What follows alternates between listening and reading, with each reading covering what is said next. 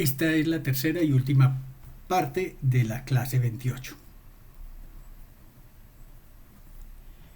Bueno, vamos a hablar del uso del teorema de Green para calcular áreas y después una generalización del teorema de Green. Entonces, uso del teorema de Green para calcular áreas. Digamos, estas son cosas que casi que usted las pudiera haber descubierto usando las técnicas de cálculo integral, y aquí pues las encuentra a la mano pues de este teorema. Entonces, con escogencias adecuadas de P y Q, podemos calcular el área de una región D por medio de una integral de línea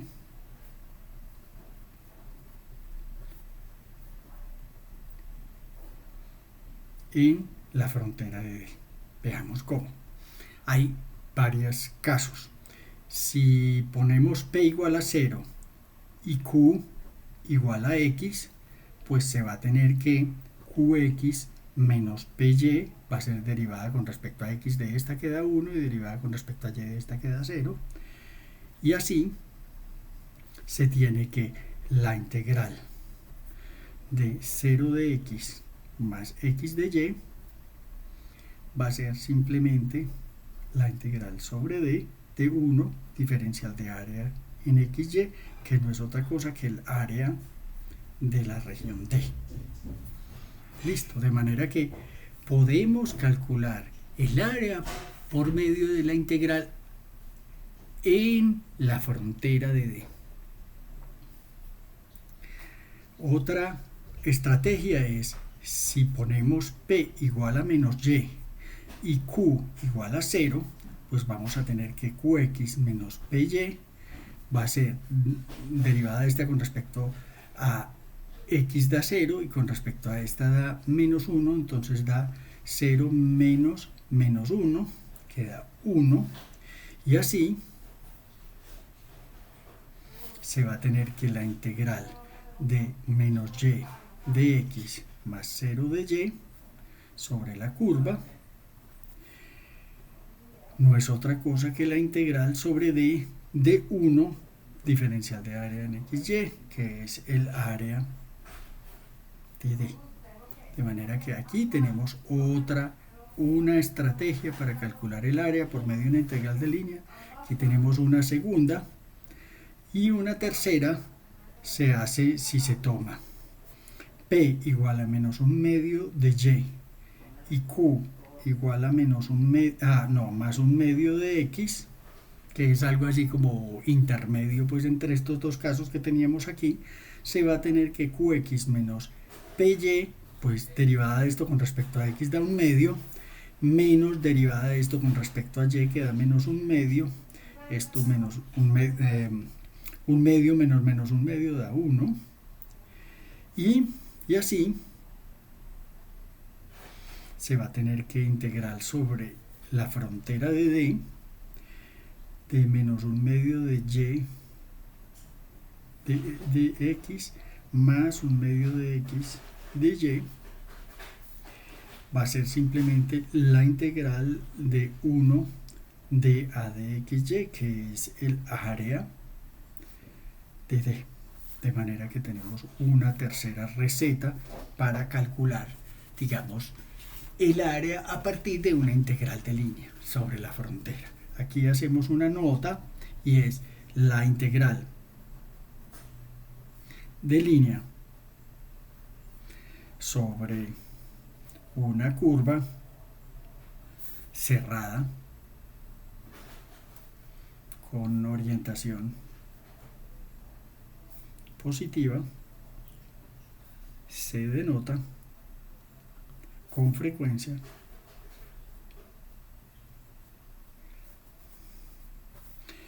integral así. Creo que hay veces le ponen la dirección a la flechita, pero hay veces no se la ponen. Entonces la integral de línea sobre una curva cerrada con orientación positiva se denota de esta manera. Aquí se pone la curva y digamos de f diferencial de recorrido. Sabemos que esto depende de la dirección en que se transite, por eso pues es importante poner cuál es la convención. O simplemente hay veces la escriben así. Bien, esto pues para que si ven otro texto no tengan pues como ninguna confusión. Veamos un ejemplo para calcular áreas. Entonces encontrar el área de la región limitada por la elipse x2 sobre a2 más y2 sobre b2 igual a 1. Entonces tiene semiejes a y b con a y b mayor que 0. Entonces pues la región, digamos, tiene este perfil. Aquí está el semieje a y aquí está el semieje b y esta es la elipse. Vamos a orientarla positivamente. De nuevo, si aquí está saliendo un vector hacia arriba en la dirección del eje z, por la mano derecha sabemos cuál es la orientación de ese recorrido. Bien, ¿y cuál será una buena parametrización? Esta sería, digamos, D y esta sería C, que es frontera de D. Una buena parametrización de la frontera de D está dada por, digamos, A coseno de T a seno de T. ¿Y por qué? Pues ustedes ven que si reemplazamos a x por a coseno de T, queda a cuadrado, coseno cuadrado, y aquí dividido por a cuadrado, entonces queda coseno cuadrado, aquí queda a cuadrado, seno cuadrado, dividido por, perdón, aquí sería b, dividido por b cuadrado, entonces se cancelan las b y queda coseno cuadrado más seno cuadrado igual a 1. Esa es una buena parametrización, y el t pues varía entre 0 y 2pi. Bien, sentido contrahorario, pero consistente con la convención de rotación cuando usted toma eje X y Y. De nuevo, usted puede apuntar en el índice la X, con este la Y, y en el pulgar la Z. Esa es nuestra convención. X, Y y Z. ¿Ok? Bueno, esta sería como la dirección de Z, pues saliendo hacia arriba. Bueno, usando la estrategia, el área de D la podemos calcular como un medio integral de menos y de x más x de y. Aquí sacamos el factor 1/2 para fuera de la integral. De manera que usando, digamos, la y de x, esta pues sería la x y esta sería la y. De manera que esto se me va a convertir en, digamos, de 0 y 2pi de menos b seno de t, que sería la y de x es derivada de coseno da menos seno menos a seno de t.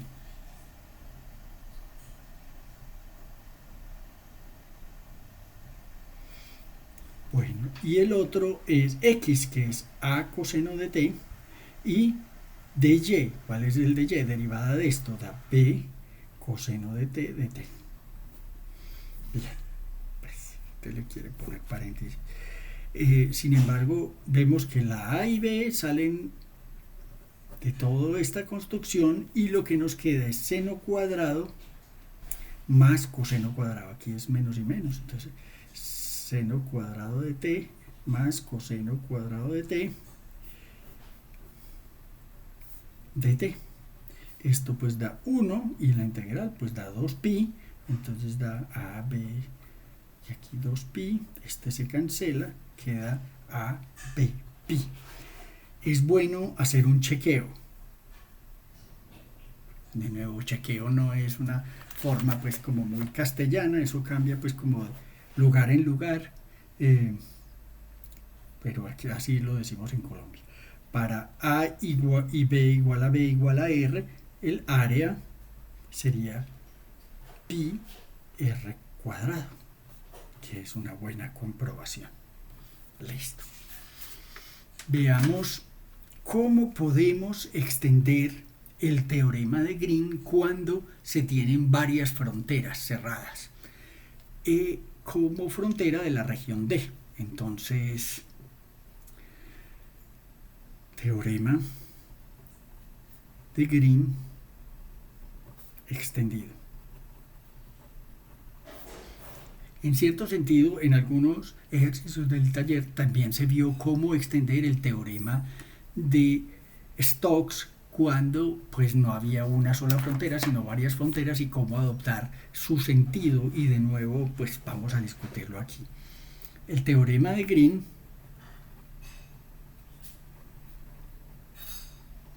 puede ser extendido a regiones o a superficies de que son uniones finitas de regiones simples, es decir, con una sola frontera, sin huecos. Con una sola frontera y sin huecos. Ejemplo. Veamos la siguiente situación. Tenga usted, digamos, esta frontera por fuera y esta frontera por dentro. Y su región en cuestión es esta que yo estoy rayando acá. Ahí lo que notamos es que la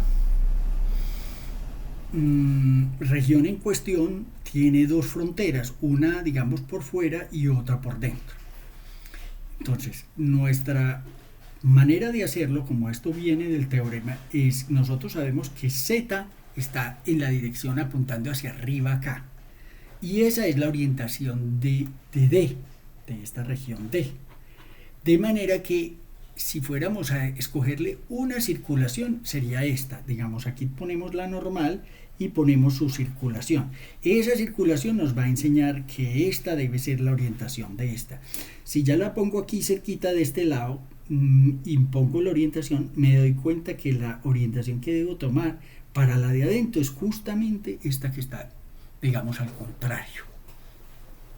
Bien, de modo que lo que queremos es encontrar como una buena receta memotécnica para encontrar cómo dirimir esto y de una vez también demostrar el teorema. Entonces, nótese que la frontera de D es C1 unión C2, donde digamos llamamos esto C1 y a esto lo llamamos C2. Listo.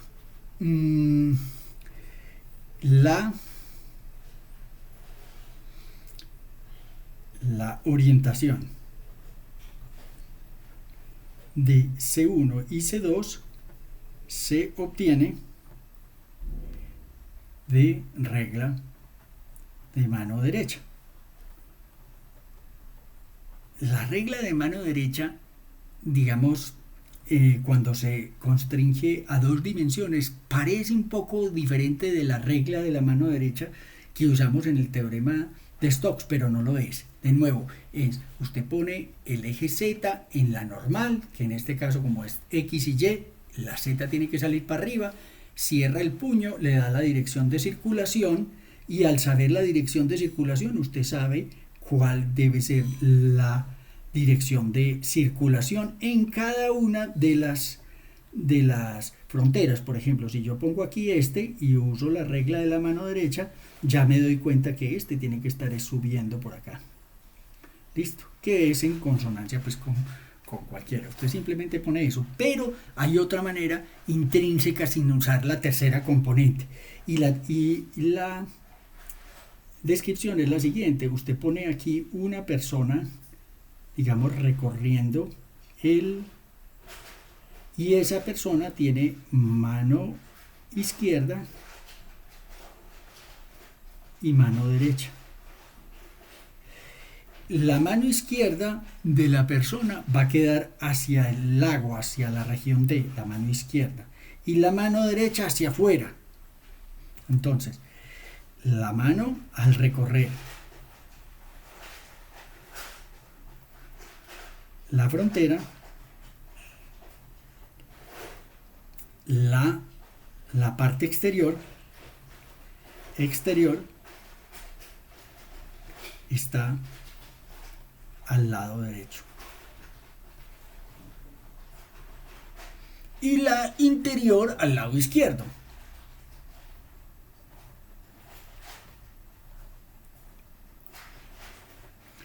¿Cuál le sirve a usted? Usar que el lado derecho es la parte de afuera. Recuérdese que siempre usaba pues la idea de que teníamos que estar saliendo de las superficies y era una superficie encerrada en el teorema de Gauss. Pues aquí es lo mismo. Usted, digamos, pone su fulano, le pone la mano izquierda y la mano derecha. Esta es la mano derecha y esta es la mano izquierda. La mano, y aquí están los ojos del fulano.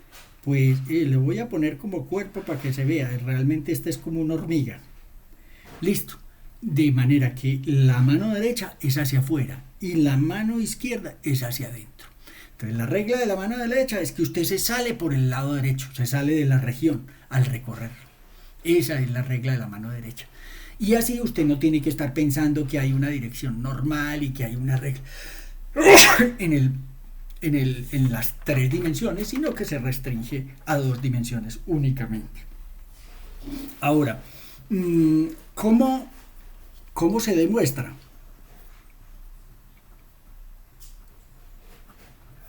Pues muy fácil. Por ejemplo, consideremos un caso pues un poquito como más simple, como este que está acá. Usted tiene esta y esta. Lo que decimos es que vamos a partir la región usando, digamos, unos cortes como este que pongo aquí y este que pongo acá. En esta región, bueno, esta no es como, queremos que sea una región simple, pues entonces breguemos a que sea como de esta manera. Y ustedes ven que la manera de circular con la regla de la mano derecha pues es muy fácil en esta y es una región simple y tiene una sola frontera, esta parte de aquí. Entonces la dividimos en D1 y en D2. D2, digamos, la orientamos así. Y a D2 también usamos la regla de la mano derecha. Esta sería orientada así y esta así. Y mire que automáticamente obtenemos lo siguiente: obtenemos las direcciones correctas con la convención que acabamos teniendo, pero además estos tramitos que hay aquí que hicimos al dividir a D, que es unión de D1, unión de D2, las integrales de línea se van a cancelar. De manera que si yo hago integral sobre D de QX menos PY de A, pues esto va a ser igual a la frontera como D es lo mismo que D1 unión D2 a la integral sobre D1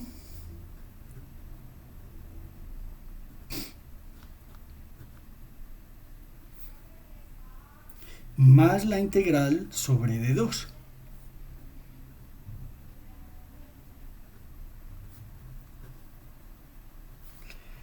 Y esto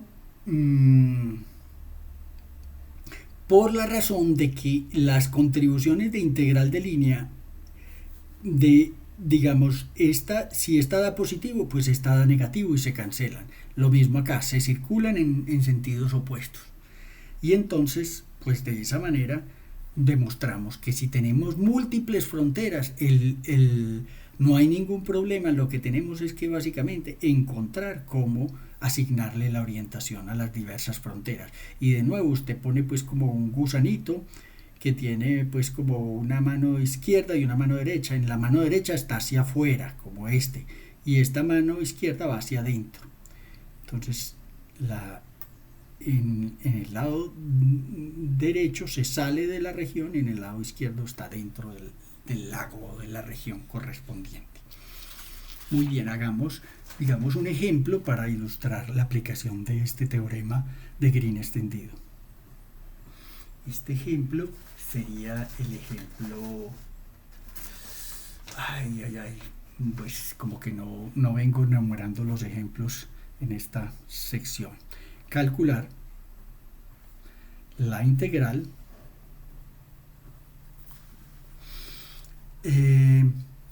veamos cuál es la integral. Es la integral sobre c de x3 menos y3 de x más x3 más y3 de y, donde c es la frontera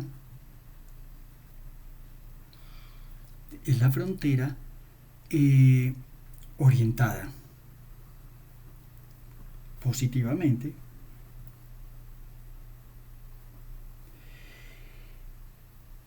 de la región entre los círculos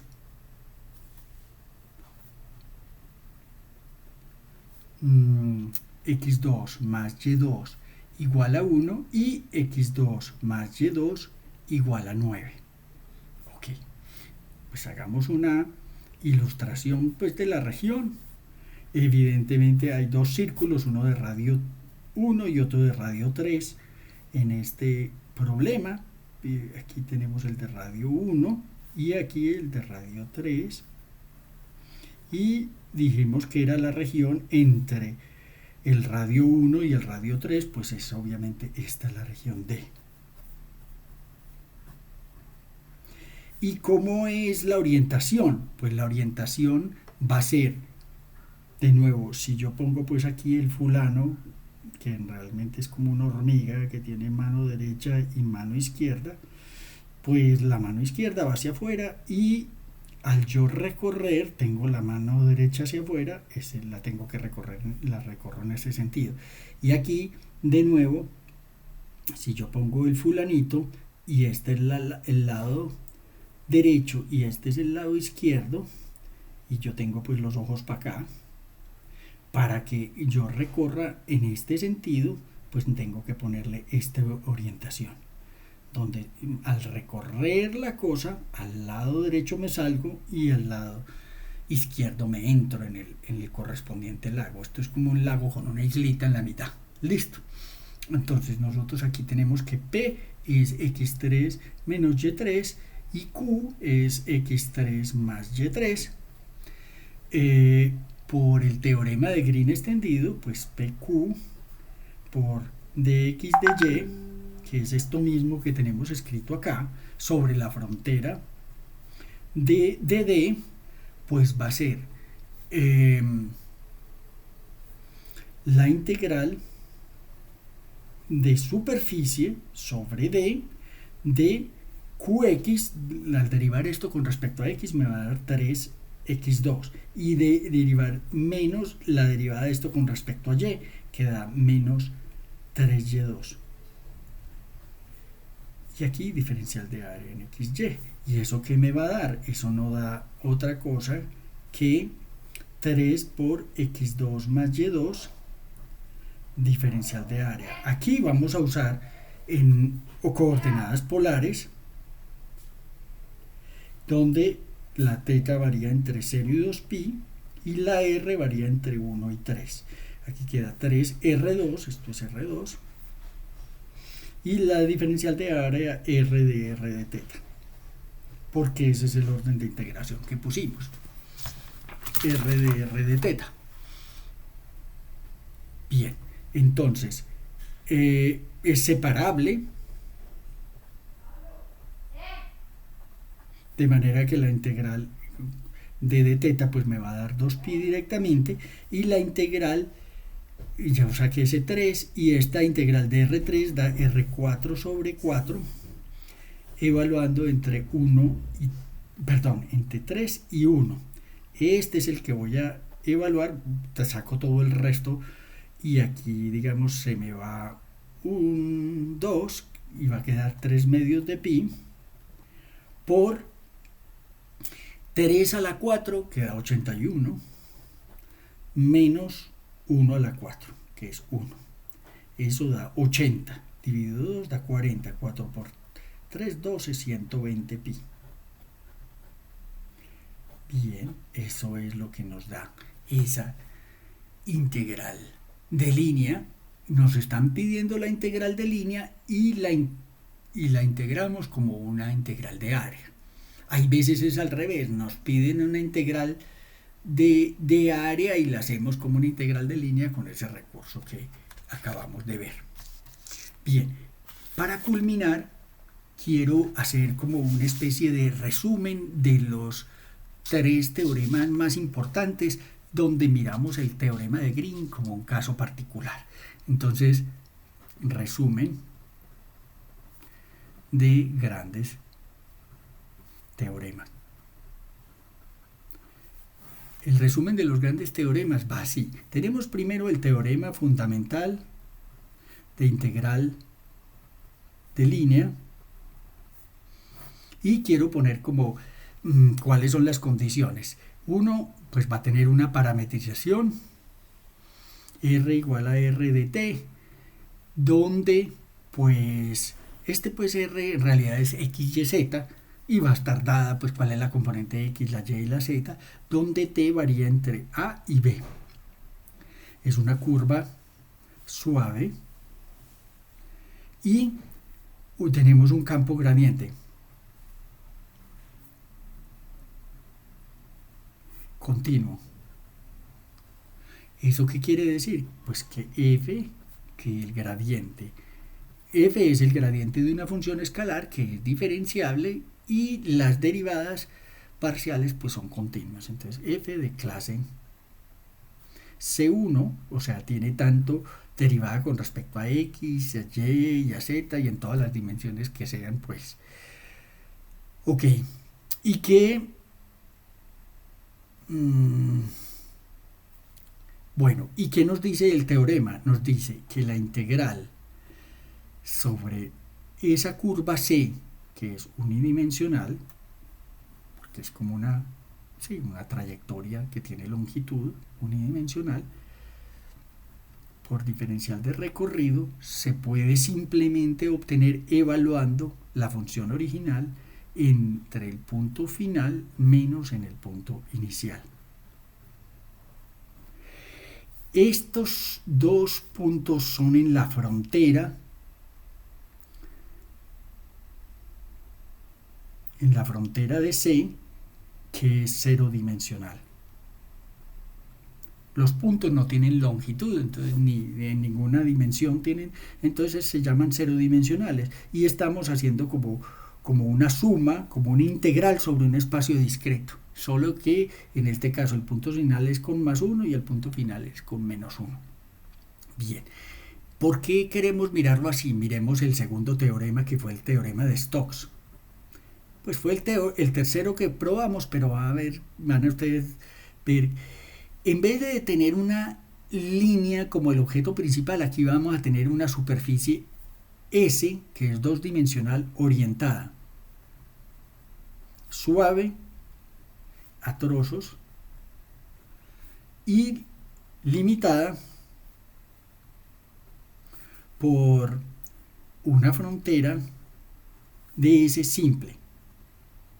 Realmente acabamos de ver que uno pues también puede considerar donde la frontera no es simple, empatando y uniendo, digamos, el teorema sobre regiones que sean simples, con el mismo, digamos, talante que lo hicimos para Green.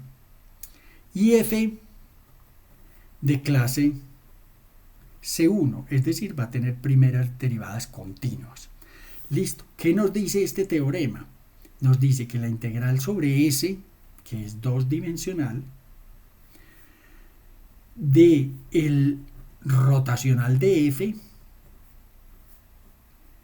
diferencial de superficie, fíjese que es muy similar aquí. Aquí también estaba el operador gradiente, pero tomando el gradiente de una función escalar. Aquí es con producto cruz de una función vectorial. Aquí teníamos diferencial de recorrido vectorial, aquí tenemos diferencial de superficie vectorial. Aquí estamos evaluando en la frontera, aquí vamos a estar integrando en la frontera de S, que es unidimensional, que es una dimensión menos de lo que estaba acá. Aquí estaba dos-dimensional, aquí está unidimensional, aquí estaba uno-dimensional, aquí está cero-dimensional, aquí estaba el operador gradiente y aquí no está.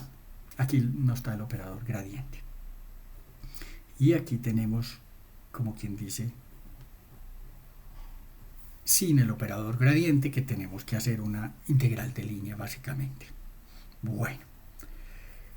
Y el teorema de la divergencia de Gauss, pues ¿qué pedía? E es una región tres-dimensional simple. Si no es simple, pues va a tener que ser unión de regiones simples. Y aplicar el teorema a cada una de esas regiones simples, y donde haya flujos y cosas en que en un lado está saliendo y en el otro está entrando, pues va a haber compensación y se va a poder usar el teorema. Y sea S la superficie de E. Aquí estamos poniendo los teoremas como los pusimos nosotros, digamos. Sea S la frontera de una superficie cerrada, orientada hacia afuera de E, o sea, tiene que ser orientable y además con la orientación que va hacia afuera de E, y F de tipo C1. Aquí vemos que en todas, o de clase C1, en todas, digamos, me estamos exigiendo de la clase C1. Listo. Bien. Entonces, lo que nos dice el teorema de Gauss es que la integral de volumen en una cosa tres-dimensional de la divergencia, que es el producto punto entre F y el operador gradiente, queda como la integral de superficie, que es la frontera de E, que es dos-dimensional, de nuevo uno menor que esta, aquí está el operador gradiente y aquí no está, y aquí tenemos F diferencial de superficie. Bueno, ¿cuáles son como las coincidencias? Miren, aquí es integral sobre un objeto unidimensional, aquí es integral, en este caso sumatoria, sobre un objeto discreto cero-dimensional. Aquí es integral sobre un objeto dos-dimensional, donde está el operador gradiente, pero ya como con producto cruz, y aquí integral sobre un objeto unidimensional, uno menos, y sin el operador gradiente interviniendo acá, que esta es una integral de línea común y corriente. Y aquí tenemos una integral de volumen de la divergencia donde participa el operador gradiente. Esta es tres-dimensional, esta es dos-dimensional, que es la frontera de la que estaba a este lado, y va a ser simplemente la integral de flujo. Muy bien. Ahora, y por último, ¿qué tipo de trucos podemos hacer con estos tipos de teoremas? Mire, para usar el teorema, digamos, de Stokes, nosotros relacionamos una integral sobre una superficie, llámese esta superficie, por ejemplo, que yo estoy pintando acá, que tiene, digamos, este contorno, parece como un globito. Estoy relacionando esa integral sobre esa superficie con alguna orientación y Al dar la orientación, yo tengo que poner la mano derecha y al dar la mano derecha, yo conozco cuál es la orientación que yo le voy a poner a esta parte acá. Listo. Esa orientación que fue la regla de la mano derecha, justamente. Ahora, ¿qué es lo que pasa? Que muchas veces cuando uno va a resolver un problema de esto, conviene taparlo. Entonces, si esta es una S, yo hay veces cojo a esa S, me va a quedar difícil pues pintarla exactamente igual, unirle una tapa. No, la tapa sería más bien como así. Y pegarla, entonces sería una S más una S gorro. Y aquí, con estas dos, puedo usar el teorema de la divergencia de Gauss. ¿Y qué es lo que pasa? Que aquí yo tenía una integral de superficie, digamos, de gradiente, rotacional de f, diferencial de superficie. Ahora, cuando yo lo completo así, la integral de superficie que aparece acá sería integral de superficie ya sobre S unión S gorro de este, se va a relacionar con, por el teorema de la divergencia de Gauss, con la divergencia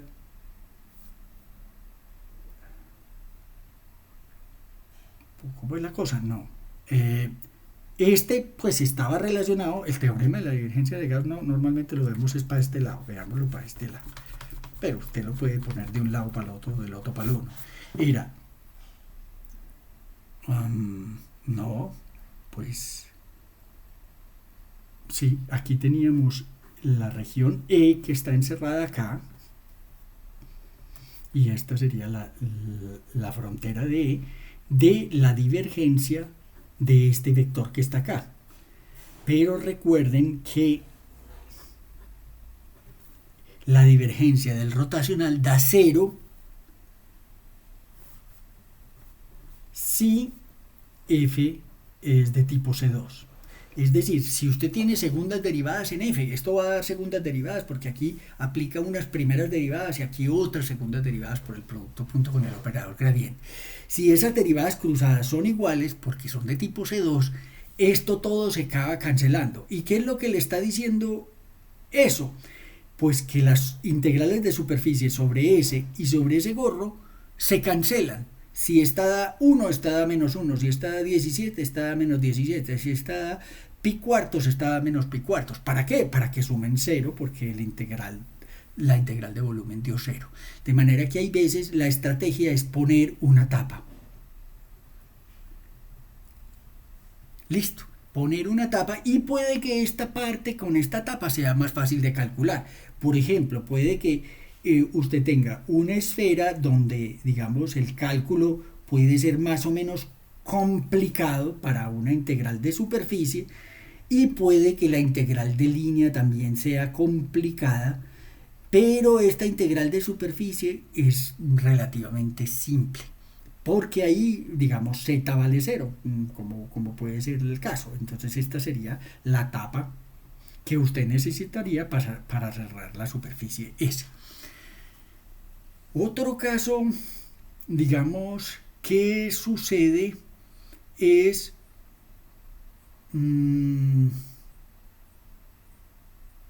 a ver, había otros. Bien,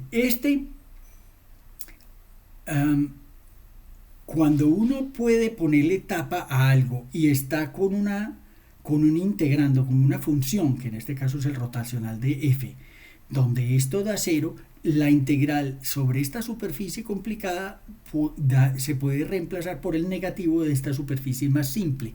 Y entonces, pues nuestra estrategia va a ser cambiar por esa superficie más simple. Puede que inclusive este que es el perímetro de acá, pues siga siendo una integral complicada, pero esta integral de superficie, en este caso, por ejemplo, sobre esta etapa, puede que sí sea muy fácil de calcular. Eso, como ustedes lo van a ver, es parte de las aplicaciones que nosotros tenemos del teorema de Stokes en la clase 28, que la vieron, digamos, al principio de esta clase. Listo. Muy bien, yo creo que con eso quedamos. Es importante notar que hay una gradualidad de problemas más simples a problemas más complejos. Usted debe empezar con los problemas más simples y paulatinamente irse a problemas más complejos. De modo que le sugiero que, digamos, tome cartas en el asunto y se entrene a resolver problemas fáciles y, de nuevo, problemas más complejos un poquito, donde se usan, digamos, los tres teoremas a la manera que les acabo de repasar. De nuevo, recortar estos tres teoremas es muy sencillo, hay mucha similitud y esto acaba, digamos,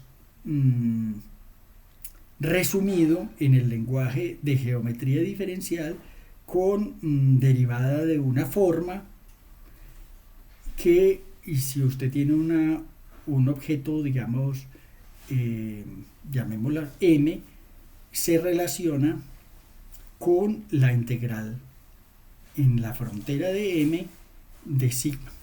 Esto, digamos, es la manera más general en que se ven estos tres teoremas de cálculo en varias variables. Y esto, donde esto es una forma diferencial. Nosotros no vamos a ver eso, pero ustedes ya vieron las tres primeras instancias para un espacio tridimensional, qué es lo que pasa. Y este es un tema, digamos, un teorema, digamos, más general y tiene pues sus condiciones para que tenga validez, ¿cierto? Muy bien, con eso concluimos la última clase del curso Cálculo en varias variables. Les recomiendo mucho hacer ejercicios, no solamente los que están en los talleres, sino también otros que están en el texto guía, para entrenarse desde las situaciones más simples a las situaciones más complejas. Hasta pronto.